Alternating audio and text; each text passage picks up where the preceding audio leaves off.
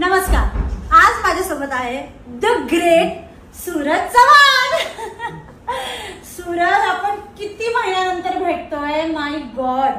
पण मला बरंच काही बोलायचं आहे, पण इन शॉर्ट जर मला जर काही म्हणायचं असेल सूरज बद्दल तर मी हेच म्हणेल की सूरज म्हणजे तू कुठून आलाय आणि तू गॉड्स चाइल्ड आहे।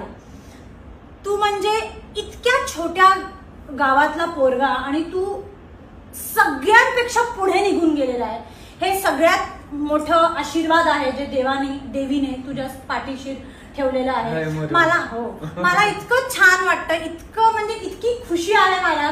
तुला माहिती, मी 3 महिने इतकी बिझी होती आणि तेव्हा तू फिल्म मध्ये होता। मला इतकं वाटायचं की सूरजला आता भेटायचंय, पण मी म्हटलं नको, जाऊ दे, तो बिझी आहे, त्याला शूटिंग बद्दल झिरो नॉलेज। तुला बिग बॉस बद्दल पण काही माहित नव्हतं, तुला शूटिंग बद्दल पण काही माहित नव्हतं आणि मला समजलंय की तू ट्रेनिंग घेतलेली आहे। तू सकाळ संध्याकाळ मराठी, हिंदी, इंग्लिश फिल्म्स बघितले आहे, तू किती शिकला आहे आणि जे तू काम केलं आहे, म्हणजे मी अजून फिल्म बघितली नाहीये गाईज, पण मला तुझ्याच भावांनी सांगितलं आहे की तू कसं काम केलं आहे। म्हणजे मोठे मोठे एक्सपर्ट जे ऍक्टर्स असतात त्यांना कॅमेरा समोर यायला असं घाबरतात ते, पण तू अख्खी फिल्म केली, ती पण फक्त 1 महिन्यात। कॉंग्रॅच्युलेशन्स।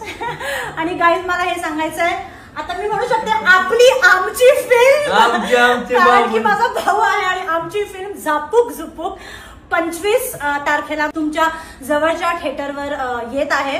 ऍडव्हान्स बुकिंग सुरू झालेली आहे, सो प्लीज गाईज बुक करा।